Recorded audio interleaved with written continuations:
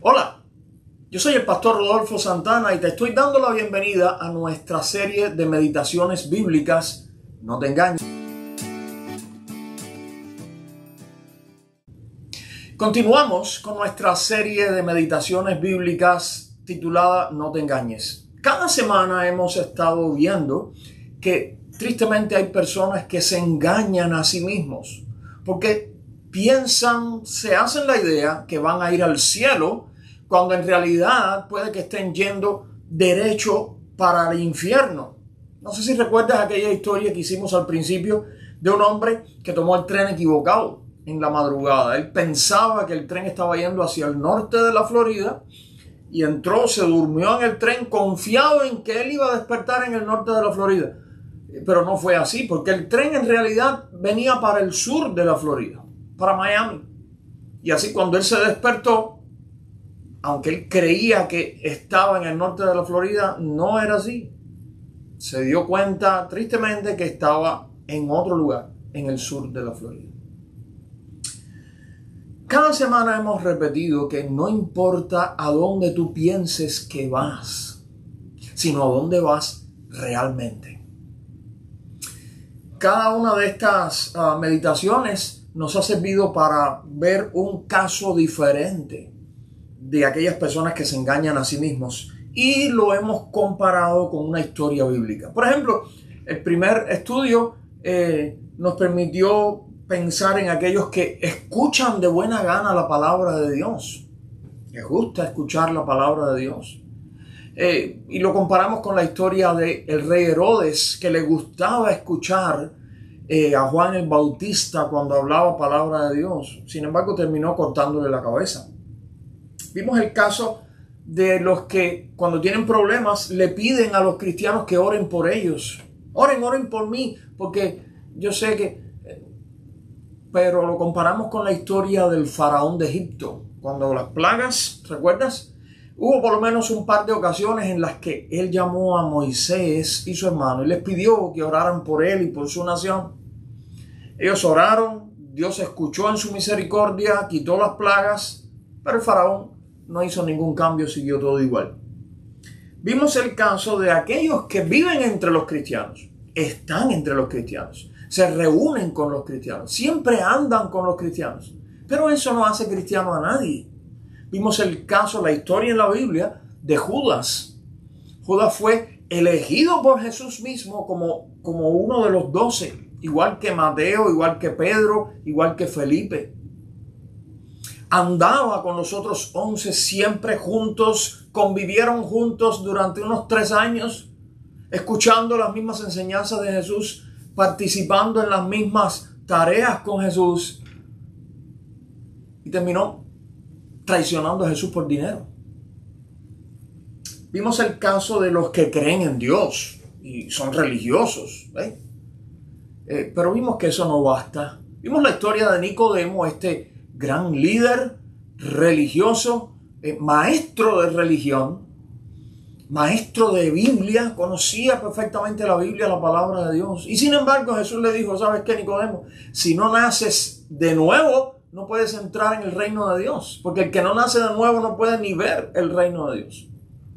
Jesús no se estaba refiriendo a un nacimiento físico, se estaba refiriendo a un nacimiento espiritual, un cambio radical en su vida. Y aún el religioso Nicodemo, que por supuesto creía en Dios, necesitaba nacer de nuevo. Todos necesitamos nacer de nuevo.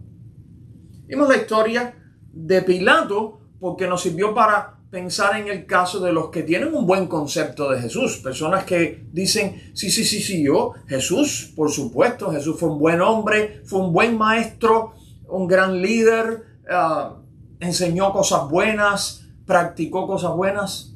Pilato también tenía un buen concepto de Jesús. De hecho, cuando los líderes judíos estaban acusando a Jesús delante de Pilato, por lo menos en 3 ocasiones, Pilato salió y les dijo tajantemente, este hombre no ha hecho nada malo. Lo interrogué y no he encontrado ningún delito en este hombre. Este hombre no ha hecho nada que merezca la muerte. Sin embargo, a pesar de aquel veredicto de inocencia, finalmente lo sentenció a muerte. Lo sentenció a ser crucificado. Están los que desean tener vida eterna, quieren tener la vida eterna. Como aquella historia del joven rico que se acercó corriendo a Jesús muy ansioso porque él quería tener la vida eterna. Cuando Jesús lo confrontó con algunas cosas en su propia vida, la historia nos cuenta que se fue, dio la espalda y se fue. De hecho, se fue triste. No alcanzó la vida eterna. Así que no basta con desearla. Y vimos la semana pasada el caso de los que han sido bautizados. Personas que dicen, no, yo soy cristiano, yo voy al cielo porque fíjate que ya yo fui bautizado. Vimos la historia de aquel hombre llamado Simón en Samaria. Le llamaban Simón el mago. Dijimos que hoy nosotros le llamaríamos Simón el brujo o el hechicero. Cuando Felipe fue a predicar de Jesucristo en Samaria y muchos empezaron a escuchar y a creer, dice que se bautizaban hombres y mujeres. Y entre ellos estuvo Simón, que dijo haber creído en Jesucristo y también fue bautizado. Sin embargo, después cuando vinieron los apóstoles y él observó que aquellos apóstoles oraban por las personas y las personas recibían el Espíritu Santo, él entonces les ofreció dinero para comprar esa potestad. Y ahí tenemos el testimonio del apóstol Pedro, que le habló muy fuerte a Simón, muy fuerte, y le dijo: arrepiéntete, porque si quizás Dios te perdone de esta maldad, que has pensado que el don de Dios se compra con dinero, tú no tienes parte ni suerte en este asunto, le dijo. Hemos comprendido que ninguna de esas cosas es suficiente. Hoy vamos a examinar un nuevo caso. Reflexiona en lo que consideraremos porque podría ser tu caso. Trata de no pensar en otra persona a la que esto le podría estar pasando, sino piensa en ti mismo, en ti misma y en tu situación. Y este es el caso. Tal vez tú traes ofrendas a Dios. Es bueno traer ofrendas a Dios. Dios lo manda y es necesario. Es necesario en este mundo para poder extender su reino por toda la tierra. Pero no te engañes. El mero hecho de dar ofrendas a Dios no te salva del pecado ni de la condenación eterna. El dar ofrendas no te hace cristiano. El dar dinero en la iglesia no te hace cristiano. En la Biblia está la historia de Caín. Está la historia de Caín. Él trajo ofrendas a Dios. Vamos a recordar su historia. Está al principio de la Biblia, en Génesis capítulo 4. Al principio de la Biblia. Lo puedes buscar en tu Biblia, Génesis capítulo 4, o puedes escuchar, yo voy a estar leyendo. Conoció Adán a su mujer Eva, la cual concibió y dio a luz a Caín. Y dijo: por voluntad de Jehová he adquirido varón. Después dio a luz a su hermano Abel. Y Abel fue pastor de ovejas y Caín fue labrador de la tierra. Y aconteció andando el tiempo que Caín trajo del fruto de la tierra una ofrenda a Jehová. Y Abel trajo también de los primogénitos de sus ovejas, de lo más gordo de ellas. Y miró Jehová con agrado a Abel y a su ofrenda, pero no miró con agrado a Caín y a la ofrenda suya. Y se ensañó Caín en gran manera y decayó su semblante. Aquí vemos a este Caín, hijo de Adán y Eva, igual que Abel, su hermano. Trajeron ambos en cierto momento ofrendas a Dios. Caín exactamente lo que trajo fue, de lo que él trabajaba, que era del fruto de la tierra. Pero dice la Biblia que Dios no miró con agrado aquella ofrenda. Y Caín reaccionó molestándose mucho. No vamos a entrar en detalles de por qué la ofrenda de Caín no agradó a Dios. Parece que consistió en algunas frutas, pero aunque podemos imaginar que, según lo que dice, él no escogió exactamente lo mejor, sino solo trajo del fruto de la tierra. Pero la razón del rechazo divino no es explicada, explicada en la Biblia. El caso es que sea por lo que fuere, a Dios no le agradó aquella ofrenda de Caín y se lo hizo saber. Caín se enojó mucho por aquello y andaba cabizbajo. A pesar de todo, Dios le habló a Caín y lo amonestó. Pero vamos a ver cómo terminó esta parte de la historia. Versículo 8. Y dijo Caín a su hermano Abel: salgamos al campo. Y aconteció que estando ellos en el campo, Caín se levantó contra su hermano Abel y lo mató. Así que Caín mató a su hermano. Posiblemente por envidia, por celos, por resentimiento. Tal vez porque no podía explotar su ira contra Dios y entonces lo hizo contra su hermano. Por supuesto, Dios lo vio todo y le habló a Caín y le habló palabras fuertes. Versículo 9 en adelante dice: Jehová dijo a Caín: ¿dónde está Abel tu hermano? Y él respondió: no sé, ¿soy yo acaso guarda de mi hermano? Y él le dijo: ¿qué has hecho? La voz de la sangre de tu hermano clama a mí desde la tierra. Ahora pues, maldito seas tú de la tierra que abrió su boca para recibir de tu mano la sangre de tu hermano. Cuando labres la tierra, no te volverá a dar su fuerza. Errante y extranjero serás en la tierra.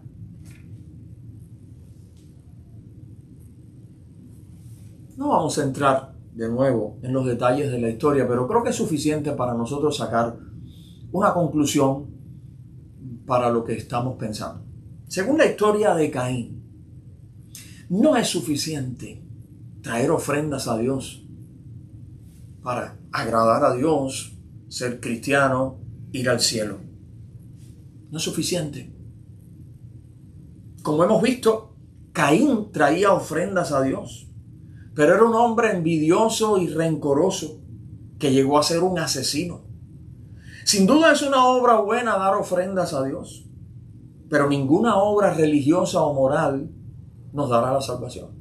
Otras veces hemos dicho, no hay nada en este mundo que nosotros podamos hacer, por muy bueno o religioso que parezca, que nos gane para nosotros la salvación o un lugar en el cielo. Nada de lo que tú puedas hacer te salvará de la culpa ni del castigo por tu pecado. Nada de lo que yo pueda hacer me salvaría de la culpa ni el castigo por mi pecado. La Biblia nos enseña que nuestro pecado nos separa de Dios, porque Dios es santo y nosotros somos pecadores. Con todo y tus obras religiosas, como las ofrendas y otras cosas, si no te arrepientes de todo tu pecado ante Dios y lo confiesas a Él, a Jesucristo, como tu Salvador y Señor, estás completamente perdido. Ni la más grande ofrenda del mundo, ni el cheque más gordo podría comprar para nosotros el perdón de nuestros pecados. Ya ese perdón fue pagado por la sangre de Jesucristo. Tremendo precio. Mira lo que dice el apóstol Pedro al final de la Biblia, en su primera carta, capítulo 1, versículos 18 y 19. Sabiendo que fuisteis rescatados de vuestra vana manera de vivir, la cual recibisteis de vuestros padres, no con cosas corruptibles como oro o plata, sino con la sangre preciosa de Cristo, como de un cordero sin mancha y sin contaminación.